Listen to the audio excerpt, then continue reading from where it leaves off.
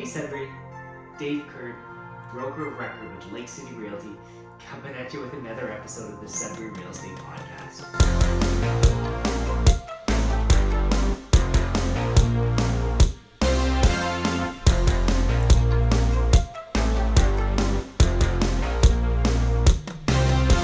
We built Lake City.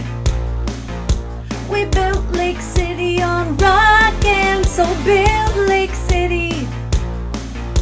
We built Lake City on rock and soul. Friday, I get to spend 15 minutes with you guys on the mic, on the camera. For those watching on YouTube, those listening on Spotify or Apple Podcasts, or wherever you guys get your feeds from. Thank you for sharing your ears or your eyes with me for 15 minutes, and where I can give you just a little bit of an update as to what's going on in Sudbury, give you a little bit of my thoughts and my feelings as to how, as we head out and round out the summer months here. Wow, I can't believe it. We turned the calendar. It's officially September. With the long weekend coming up, I hope, and school back in session right after that, I feel like we're officially putting a close to summer 2022. I hope it's been an amazing summer for you, between traveling with my family, camping, fishing. I've been able to do everything I've wanted to do and more. I hope you and your families have done this exact same thing. As we get ready, all three of our kids went into school last year, so it was the first year that we had that freedom and that flexibility with my wife and I. And this year again, we've got a big kid go to SK, which is very exciting and very nerve-wracking and all that fun stuff. But then we've got grade 2 and grade 4 over at Walden Public that we're looking forward to. And I took a break from the student council last year, but I'm hoping to get back, as I absolutely love the staff and the teachers over there, and I like to try to help out in any way, shape, or form I can with the community. And I hope you guys are doing the same thing with your kids and your communities as well. But what's going on a national level? I like to kind of break things down as to what's going on the Canadian level, and then what's going on in the Sudbury level, and then kind of what's going on in the marketplace. On a national level, it's been an interesting 7 days here. We had mortgage markets have been a lot cooler this week than they have in the last little bit by seeing some big upticks in what that 5-year bond market, how it's looking back. There was initially that little bit of a pullback where things looked like they were getting better and rates were actually coming down, but now we're pushing all-time highs right now. What happened was the Fed. They had a pretty rough press conference just a couple days ago there, where Jerome Powell, he made a lot of economists bearish about where housing, where interest rates, and where the economy as a whole is going. As the friendly neighbors to the north, the Bank of Canada follows the Fed about 90% of the time on whatever they do. So we could look at, if we don't do that, then we could look at a weakened Canadian dollar and our economy pulling back as the U.S. would continue pushing ahead. So therefore, TIF over at the Bank of Canada tends to follow whatever the U.S. does. And Powell at the U.S. Fed is not too positive in terms of where things are at. He's saying that they're going to do everything within their power to tackle inflation, which he's said a few times, but I think a lot of people were making predictions that they've hit a tipping point. They kind of beat inflation for the time being, and things were starting to get a handle on things, and things were starting to level out. But from his press conference last week, we're nowhere near the end of it. On a local level, it seems like the election's in full swing. I love driving around and instead of seeing real estate signs all over yards, I'm seeing mayor and ward candidates all over yards. I pulled it up, so it's October 24th is the election, so we've got some time to go before we get into the thick of it. But the mayoral race is quite competitive already. There was initially 10 people on the ballot, now it's down to 9.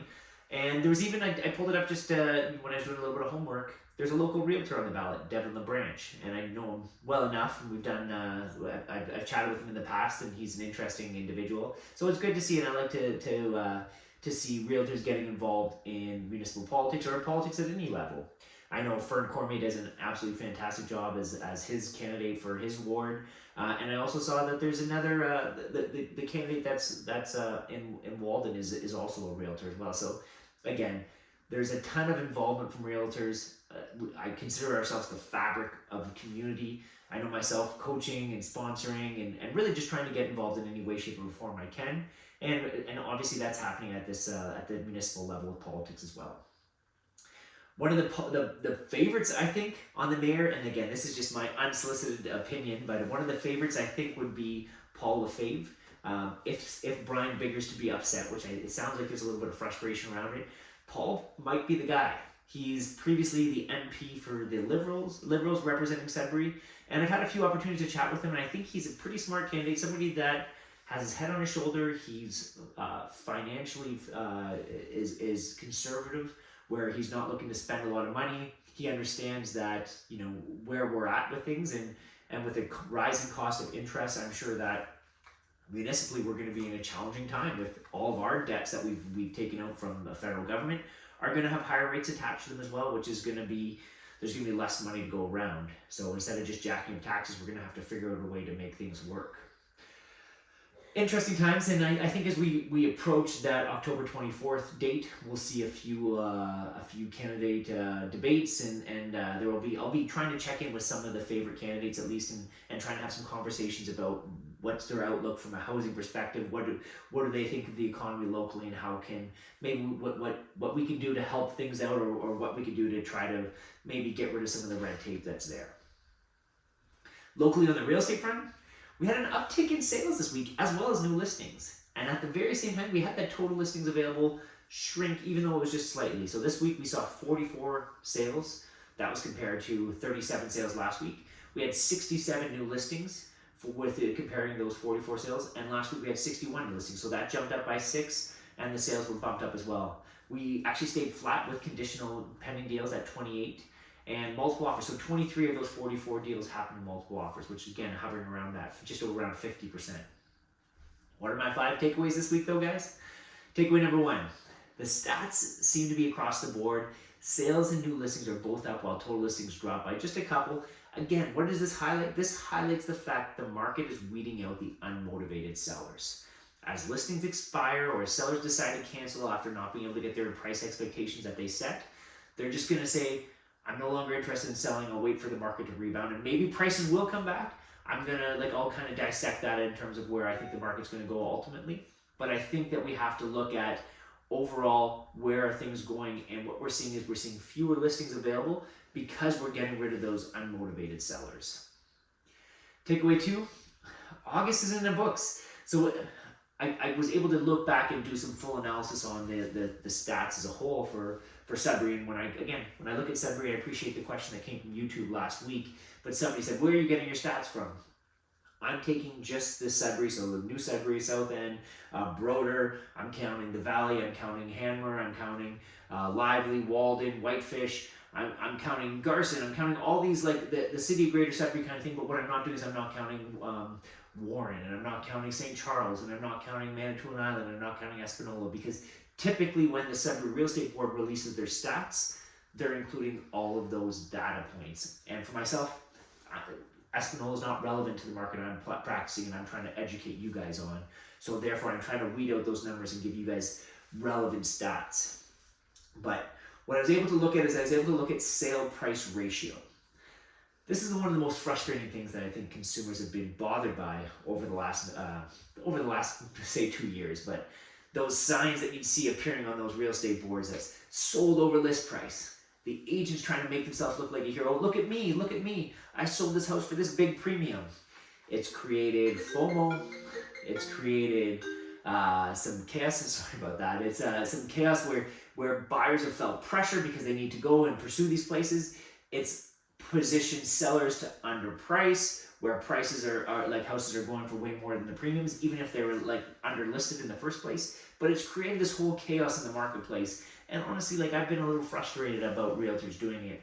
I can't stand sold over asking banners that you're seeing and sold over asking posts on Facebook and things like that, because what's asking price? Asking price became irrelevant.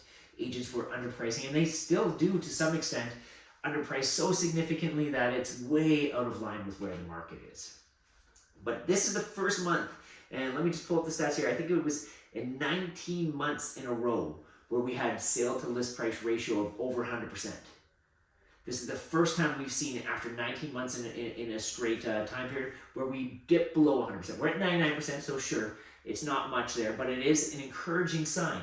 And what's happening here? What's happening is we're having sellers that are saying, I'm no longer going to be taking this technique of if my house is worth $350 or $450, I'm not going to list at $300 or $250, just trying to get this buzz of activity. We're seeing that even on places that are so underpriced and they might get 10 offers or something like that, they're still selling for over listing price. And we went over the numbers earlier, 50%-ish or so of those sales are happening over list price. But they're not going for the $100,000 premiums. They're going for $30,000 or $40,000 or $50,000. Those are big premiums now. And a lot of times just selling at listing price or just above. So sellers are saying, I'm no longer going to sell significantly under price, which is kind of creating a little bit better of a level ground. And at the same time, buyers are saying, I'm not willing to pay those premiums, just like we went over. So you're finding a little bit of normalcy return to this marketplace. These are all positives to happen. And I think this is where we need to go back to get to some version in the world that we're going to go back to what the market was like in 2020 and 2021 before things really went crazy. So it's this. I see this as a big positive. And again, 99% is almost 100%. So maybe I'm making a bigger deal about it. But to me, it's 19 months in a row, a year and a half straight. We've seen a list to sale price ratio of over 100%. And August 2022 was the first month we saw that dip below. An encouraging sign for myself. Takeaway 3. The number of sales is one of the numbers I've been trying to track on a month-by-month basis for the last while. And the real reason I'm really trying to dig into this is because I keep hearing, and again, I'm one of those people that are, I'm glued to what's happening in the media from a real estate perspective, not because I'm being influenced by it, but because I want to see how it's being portrayed. Especially in Southern Ontario, where it's like, I'm not in that marketplace and I'm not an expert in that marketplace, but I'm really interested to see what happens there because typically trends that happen there work their way to Sudbury eventually. The Toronto Regional Real Estate Board, or TREB, keeps posting about, they've been tracking these numbers for 25 years, and every month for the last few months they've been hitting lows. So it's the lowest number of sales that they've hit for the last 25 years. August actually had a small uptick where it was busier than July, and typically July is busier than August, but the trend kind of reversed that stat, so August was busier than July, but it was still a 25-year low for number of sales for August, from what I heard. So that's why I wanted to try to track this number in Sudbury and say what's going on. And we've seen some lows in Sudbury. August 22, we had 186 sales. That's the lowest number we've had in 6 years. So going all the way back to 2016, that's the slowest August we've had. But the interesting part is our sales are not down significantly over what they were over the last 6 years. Even when we hit a high, I think we're down 15% from the highest numbers that we've seen, and more like 10%, about 20 sales dropped on that 186. So we were hovering right around 200 sales typically in August, and this year we're seeing 186. So I almost take this as an encouraging sign more than anything else, where even with that pullback in sales, and again, we're in the lowest number in 6 years, which is, you can say whatever you want about it. We're not seeing 25-year lows like Toronto's seen, but also we're seeing only 10% drops from where we were at kind of the craziness of the market year during those crazy years. Takeaway 4. This is one that I've been wanting to chat with you guys for a while about. It's trigger rates. And everywhere I go in the media, they're talking about trigger rates, and with good reason. I think myself, I've really done a lot of deep dives and trying to get really educated about what's happening in the marketplace, especially the mortgage marketplace recently, just because I want to make sure that I can give that knowledge to you guys who I'm trying to give some updates to and to make the most qualified buyers and sellers in Sudbury. But these trigger rates are a thing that the media's been talking about. And what's happening is buyers that have taken out variable rates, especially if we're talking about all-time lows. So if you said anywhere between 18 months ago to maybe 8 months ago, those rates that some of these people were qualifying on these variable rates were like 1.5%. Crazy, crazy lows. Even right now, they're 4.5-ish% on that variable rate. So they've gone up to about 3%.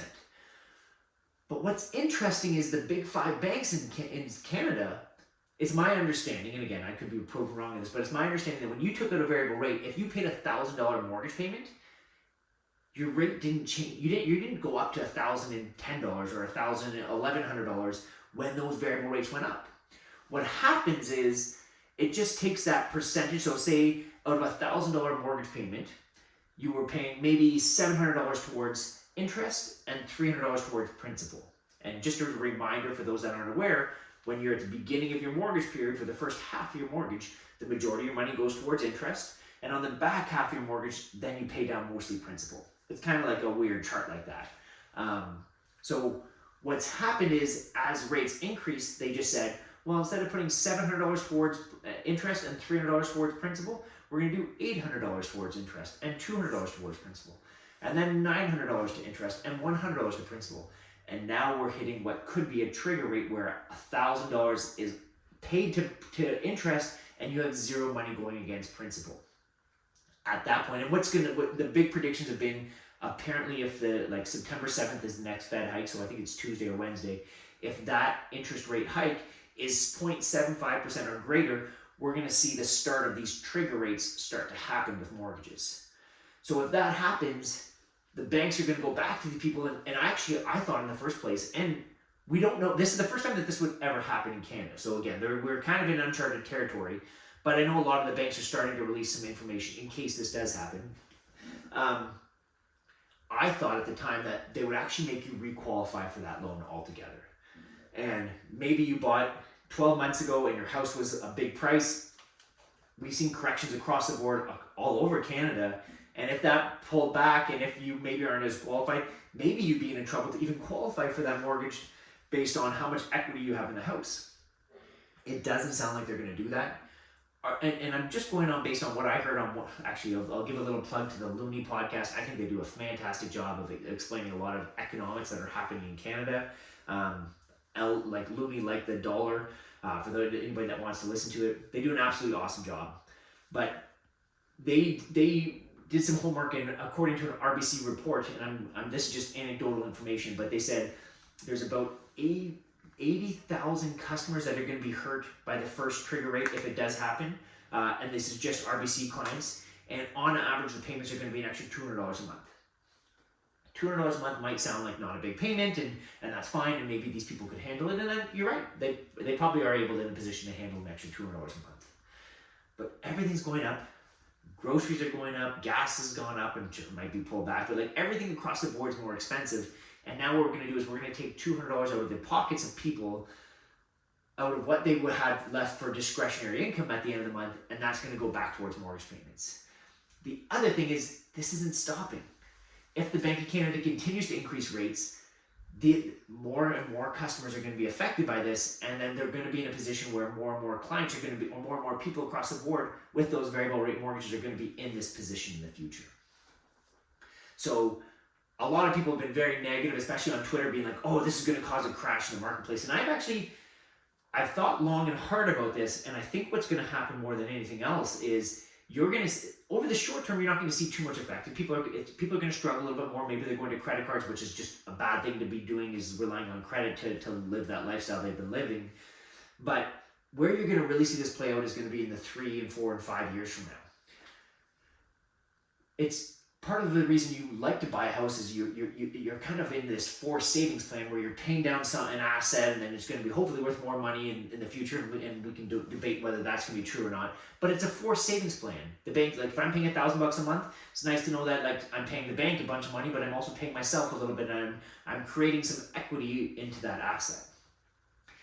If these people are at this point where so much of their payments are going to the interest and hardly any to the principal, what's going to effectively be happening is if I bought a house in Sudbury $500,000 in February, and I took a variable rate mortgage that was super low, and I've hit my trigger point, in 5 years from now when I go to renegotiate, because typically mortgages work on amortization, 25 or 30 years, and term, like a 5-year mortgage, typically if I was on a variable rate. So in 5 years I have to go renegotiate that term and my rates and all that stuff. If I hit that 5-year rate, which would happen in 4 years from now, and my mortgage is the same balance, I've put myself in a bad position. I haven't created any of that equity. There's been no forced savings plan there where I've actually paid down a mortgage and put myself in a better financial position. And I think that that's more likely the position that we're going to see, where people have an asset that they haven't paid down and they haven't created the equity in like they have in the past. So not only is a mortgage, like I see prices being flat, and I'm going to talk about that a little bit more where I see the marketplace going, but I think it's right now people rely upon the idea that they're paying that mortgage every month and that's going to create equity in the property. And those that are getting close to their trigger rate are going to find out the sad reality in 3 and 4 and 5 years when their term comes due that they haven't created that equity that they wanted to. And at that time, they're going to have to requalify and whatever they're going to position they're going to be in. So that's a long-winded kind of way of going about it, but I wanted to kind of explain my knowledge of what's going on there. And actually, one thing I'm hoping to do is to hop on a podcast or a blog with an expert in the mortgage market, and we can kind of have a chat about what trigger rates are, especially as we get closer to that September 7th deadline, when it's my understanding this is going to be the first time we've ever seen this happen in Canada that we've hit these trigger rates. Just a little side note, so I just signed a mortgage at 4.5% or whatever on a variable rate. My trigger rate was about almost 8%. So it's like if variable rates hit 8%, then that's when I would be in that position. But I actually went over and like, it's never hit me to ask those questions that like, as the rates increase, are my payments going up? No, they're not. My payment stays the same with whatever I'm paying right now. They're just like, it took me asking those questions to get the understanding and the explanation that just more money goes to principal, or sort of more money goes away from principal and to the interest. Long-winded way of going about that, guys, and I apologize if I kind of was a little bit over your head, but I did want to take a few minutes and explain what I see as one of the bigger issues, and not so much in the short-term marketplace, but the marketplace 3 to 5 years out, that I think we could be in some big trouble over the long term. Point 5, where does the market go from here? I was actually really optimistic that September 7th, the Bank of Canada was going to hike rates, and we were going to see, I was kind of thinking this was going to be the last increase for the year. It might have been wishful thinking, but I actually thought if it was a 0.5% increase, they're going to do 1 or 2 more. But if it was 0.75 or more, that it was going to be the last one. They were going to say, let's take a step back. Let's see the carnage we've caused in this marketplace over the last 8 months, 9 months of hikes. And let's just see how things play out a little bit further before we look at touching these rates again. I'm sadly mistaken now. And based on what I've seen, and we went over it a little bit earlier about how Powell and the Fed had that really negative press conference just a couple days ago, he flat out said in his speech that the Fed will continue to sharp interest rate hikes, even despite the fact that they know it's going to cause pain and suffering in a lot of Americans in the form of a weaker economy and a lot more job losses. He came out and said that he knows that this is happening. This is what's going to be tough. We're in a strong economy now. There's so many jobs, and like it's so positive to see that there's so much potential and so positivity around the marketplace as a whole, from a job marketplace. But I do see that if they continue to go down this route of increased hikes, they could do some damage to the economy. And what it was actually almost like a bloodbath on the stock market day, apparently. Like the Dow was down 1,000 points that one day after he made that announcement. Because I think a lot of the economists down in the US kind of had that same thought that we've kind of tackled inflation, we're headed in the right direction, and the Fed was going to take a pause and just kind of wait and see things. Going back to what does that mean for Canada? Tiff McCallum at the Bank of Canada typically follows the Fed's footsteps every single time they get a chance. So we've got, I think it's like 93% of the time the Fed does something, the Bank of Canada is going to follow suit. So I think that we're going to be the same thing. And I was very optimistic that 2022 was the carnage. Starting 2023, we're going to see like flatlining and just kind of a wait and see approach. But now I'm actually thinking that it's going to be well into 2023 before the Bank of Canada stops with their rate hikes. What does that mean? I talked about this before, that I don't think we're going to see the bottom of the marketplace until we have the Bank of Canada flatline these hikes, until we see them step back and say, no, I'm no longer going to hike these rates in the future. That means I think that we're going to continue to get pullbacks in the marketplace. Again, in Sudbury, our average price point is much more affordable. Like, am I bearish on the local economy, or am I bullish, and bearish being in my think that things are going to pull back, or am I bullish thinking that things are going to go up in the future? I actually I talked 2 people out of buying a home this week. The calls that I got, and they just got my name from wherever, and they're just like, oh, like we're looking at being in Sudbury. I've got a job that's going to see me up there for 2 years or something like that. And I'm like, if you're going to be here for less than 5 years, don't buy. Like, I don't want to see, like, unless you actually want to do it and you're okay with the idea of maybe having a place losing a little bit of money on it, because buying costs a lot of money. If you're hiring me as a realtor, like I'm charging commission, and there's land transfer tax on the purchase, maybe land transfer tax on the next purchase you're going for, there's taxes. You need to bank. It's nice to see some appreciation in your property to be able to cover some of those expenses. And if you're buying today, I don't think the market's going to go up in the 2 years. If you're buying for the long term, if you're buying for 5 years plus, if you plan on being in Sudbury, if you can afford your payments, we know what the interest rates are now, and I would actually bank on interest rates going up in the future as well. I want you to make sure you're creating a little bit of margin for error in those payments. And if you want to buy a home, it's probably a great time to buy.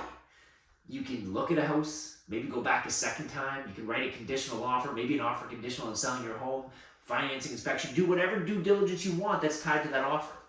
This is why, like, it's a positive from all these stands. And again, if you plan on being in the house for 5+ years, go for it. By all means, I think it's a good decision.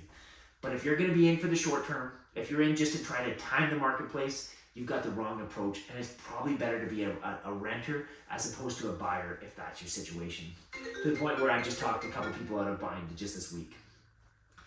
But that's kind of where I'm seeing things, guys. It's kind of that same message I've been delivering for a long time now, that if you're trying to time the market, bad idea. If you picture yourself, if it's a house you want, if it's a house you can afford, and you plan on being here for the long term, by all means, guys, jump in the marketplace. And I'd love to chat with you guys if there's any specific questions or in terms of how Lake City can help you out to get there. But that's my big bold prediction for the week. This might be one of the longest podcasts, guys. I think we're approaching about a half an hour here. Just wanted to say thank you, thank you, thank you. If you stayed with me for this long, please like it. Tell your friends about it. If there's somebody else there in Sudbury that I can help become a more educated buyer or seller or investor, we want to be there for you guys. Love to sit down for a coffee if you have any questions. If you comment, like, review, share this podcast. And thanks for watching. Until next week, guys, have a great one, Sudbury.